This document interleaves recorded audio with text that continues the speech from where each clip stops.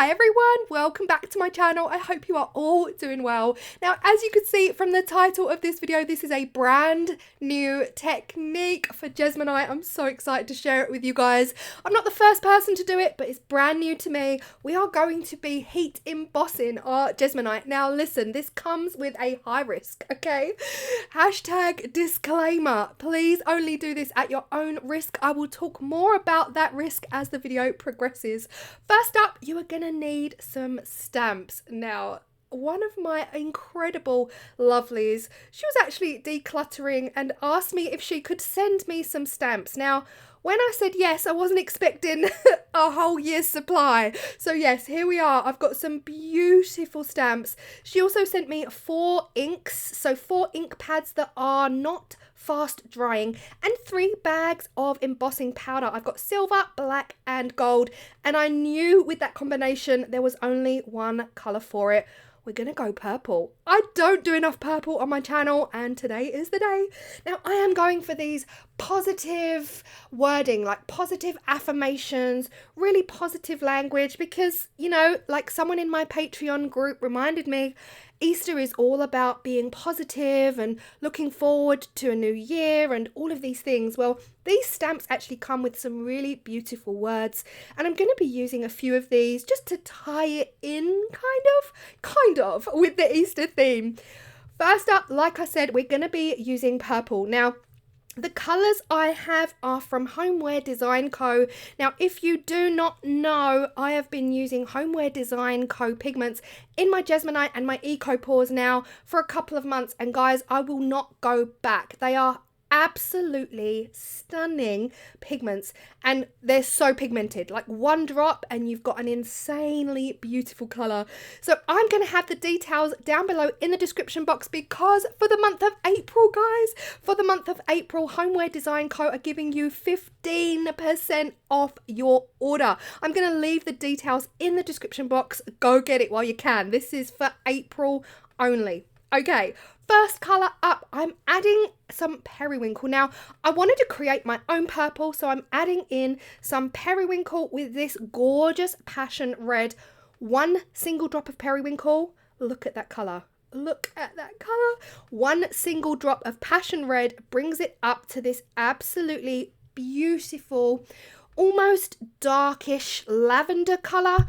Really love it. Now, I do have some actual purples as well, so I'm going to be sharing them with you after this one here. The mold here, I believe, is from Let's Resin. I'm getting so confused on where everything came from, but this is one of my favorite pendant molds. It's got the most beautiful rounded edges. When you demold, the surfaces have got beautiful, smooth, rounded edges, and this is perfect for Jesmonite, because Jesmonite is notorious for getting trapped in 90-degree edges. So that is why I really aimed for this mold first off. And here you see me just pouring in that dark lavender color. Give it a tap, give it a shimmy, give it a shake. If you're new to Jesmonite, this is an eco pour. So just to recap, I used 1 drop of passion, 1 drop of periwinkle to create this stunning colour. Now, of course, that will depend on how much Jesmonite you mixed up. I only mixed up a little bit.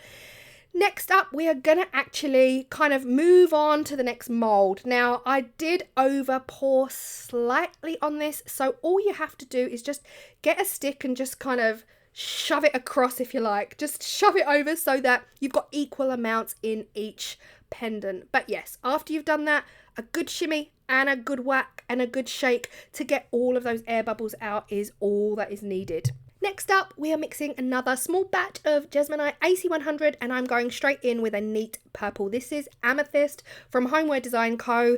This is absolutely stunning.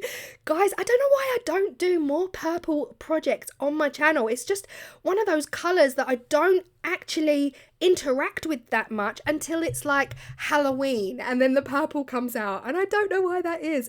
But with just one single drop of amethyst, look at this color, it is stunning. But I did want to go darker, so I went in and added another 2 shades. This was one of those, just add until you're happy. So add one more drop and then add another drop until you're happy. And of course, you're not allowed to really add more than 2% pigment because it might actually defect your product, but 1 drop is not gonna hurt. So I just carried on until I was happy, and it's absolutely gorgeous.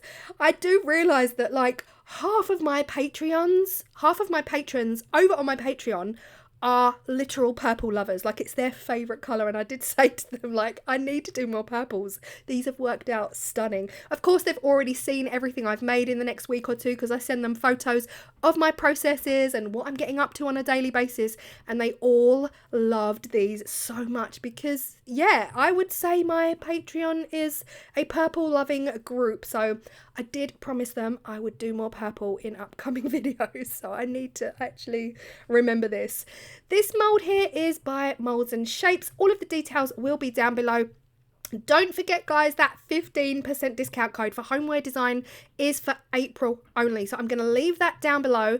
And of course, you've got your 5% discount code for Molds and Shapes if you wanted to pick up this mold as well. That is all down below. If you are still here at this point, don't forget to hit that like as well. It's that like button that helps YouTube understand to push my video out because more people are showing an interest, and it will push my videos out to people who've never met me before. So hitting that thumbs up makes all the difference.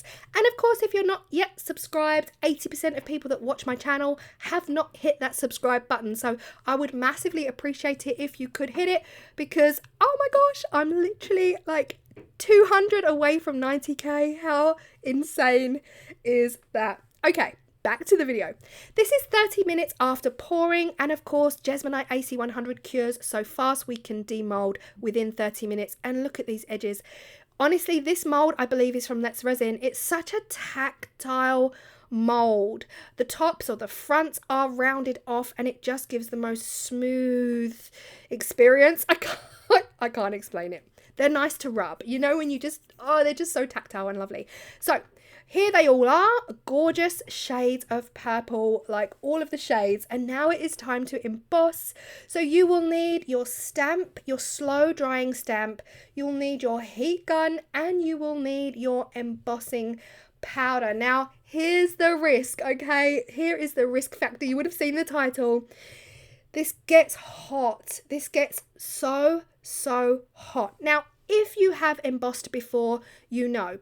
If you've used this heat gun before for your resin, you'll know it gets really hot. But the difference here is that we are applying heat right to our worktops, our tabletops. So I really need you to be safe on this one. Do this at your own risk. I've got 2 silicone mats down on my worktop. They are heat-proof silicone mats. And I'm also learning how hot Jesmonite gets. Guys, I learned the hard way. Don't be like me, okay? These small little pendants are super risky and super dodgy, because what did I do? I went and just picked them straight up like a fool, and it was so hot to the touch. Don't be like me. So yes, I have to put a disclaimer out with this video. Just be safe. Do what you need to do to make your embossing environment as safe as possible. We don't want to set fire to our surfaces. Don't emboss on wooden surfaces. Just please be safe. The heat here is real. Now, back to the video. On this one, I have stamped Stay Awesome with this beautiful paisley stroke floral stamp. I absolutely love this stamp set. Next up, we're going to put some embossing powder down on top. Now, here's the thing. Whilst I'm pouring my powder on, I do have my items on a sheet of paper. This is to allow easy access to the embossing powder afterwards. I can kind of roll the paper up and get that powder back into the bag. What we don't want is waste, and I definitely do not want to waste any of this powder. So after your stamp, your ink has been fully coated in that embossing powder, shake it all off, tap it on your surface, get all of the excess powder off, and you're ready. Basically, you're ready to add the heat. Now, this bit was scary. Like I said, it's been 20, I think, did I say it's been 20, 25 years since I've done any embossing. I used to make cards back in the day. So yeah, I couldn't even remember if I was doing it right. You can see here on the right hand side what you're looking for. If you are new to embossing powder, you're looking for that powder to turn from a powder like consistency to almost a metal. And look at this. This is where I went to pick it up and realized just how hot it was getting. This heat was way too close to my hands. Do not be like me. And look, I went to grab it, couldn't even hold it, had to drop it immediately. So please be safe. This is not something I practiced before filming. I just went straight in. Like I do enjoy doing that because I can give you a real video. This was about 5 minutes later. I could handle it at this point, but it was still really hot. I cannot express how hot the Jesmonite reached. Okay, so yeah, can you tell I'm nervous about putting this one out? I don't want anyone to get hurt. But anyway, next up we have You Rock. I actually didn't like it on this one, so I changed it over to the circular one. And this is my least favourite out of the whole bunch. I went back to find my leaf botanical stamps because I thought actually this fern leaf would look super pretty around this. And You Rock is such a positive statement. I say it to you guys all the time. If you're in my live chat and you join me in my live chats, Mondays, Wednesdays and Saturdays, I'm always like, you guys rock. You guys rock. And that is truly how I feel about you all for supporting me the way you do. Now you can see. I've changed tactic here and I'm holding the Jesmonite with a pair of tweezers because, Lord, it was so hot. And look at this magic. The absolute magic that is embossing. But just to let you know, if you are questioning it, Jesmonite AC100 can withstand seriously high temperatures, a couple of 100 degrees, if not a few 100 degrees. So embossing on Jesmonite is totally okay. You can see next up we have the stamp Thankful, because I'm thankful to each and every one of you. And of course I stamped it upside down because, you know, I need help. So I had to rub that off. I chose a different shaped pendant and we're going again. Now on the top and the bottom I'm just going to stamp these beautiful floral stroke paisley designs because I just thought top and bottom would give this gorgeous effect, and I really love this one. This is delicate. So delicate and simple, super pretty. Again, I've gone over the silver ink with the silver embossing powder, making sure I've fully covered that stamp, and then just shake it off. Tap, tap, tap until all of that excess powder has come off, and then it's time to heat it up again. Back with my tweezers because I'm not going to say it again. I don't want to keep repeating myself. I just need you guys to know, okay? If I had a thermometer, I wish I did. If I had a thermometer, I could have actually taken the temperature of this Jesmonite to explain just how hot it is. And at this point I realised it's changing colour. It's changing actual colour. Again, I've never heated Jesmonite up like this. I've used Jesmonite for coasters and a hot cup of tea is no problem. I've never had a problem. But can you see this? We've got a white edge and it's going almost pink. And down at the bottom, we've still got some purple. So I did realise at this point, again, it's all a lesson. I did realise at this point that it's changing colour. I'm trying to hold it. I'm trying to hold it with just my nails. Why didn't I use my tweezers? I don't know. But you can see down the edge that it did change colour. It almost sent it white. Like, so again, be careful how far away from your Jesmonite you hold your heat gun. This is all very new to me. Now here's the thing. You guys, I've had about 4 messages, not hundreds, I've had about 4 messages asking me to try this, show a video on this.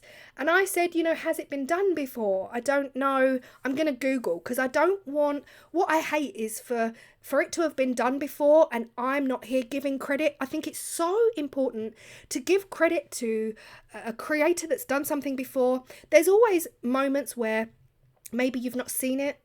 so you can't give credit because you genuinely haven't seen it, but I did check. I went online to see if embossing on Jesmonite has been on YouTube. There are 2 videos on YouTube, and of course, my girl, she over at Crafting in the Lyons Den, she's already done it. I messaged her and I was like, you've done everything. I cannot believe it. A year ago she did this. So again, brand new to me, not brand new to the world of YouTube. That one there, I could not for the life of me. I was like, this reminds me of something. This black, I swapped out to the black ink and the black embossing powder because I thought it would pop against the purple. It was something in my head. I was like, what is this called? What is this called? And it was ages. And you know what? It was only now sitting down editing this video, Flock. It reminds me of Flock designs. Do you remember, I don't know if it was the 80s or the 90s, like the flocked wallpaper that you could get, and it was almost like flocked colouring. Oh my gosh, guys, does anyone remember? Oh my gosh, that's exactly it. Back in like, I want to say early 80s, because I would have been like 6 in the early 80s. You get these colouring boards that you could get, like a big cardboard board and it had a flocked design on it. So whether it was Winnie the Pooh or like just random patterns, it was flocked, and then you would colour in between the flocked designs. Does anyone remember? Please tell me you remember. And you could just buy them at the local shop, like super cheap, 20p for one design. And then it was all tactile. The whole surface of the board was tactile, apart from the areas that you had to colour in. Yes, I just went off on a tangent, but it took me ages. I was like, this reminds me of something. How stunning are these?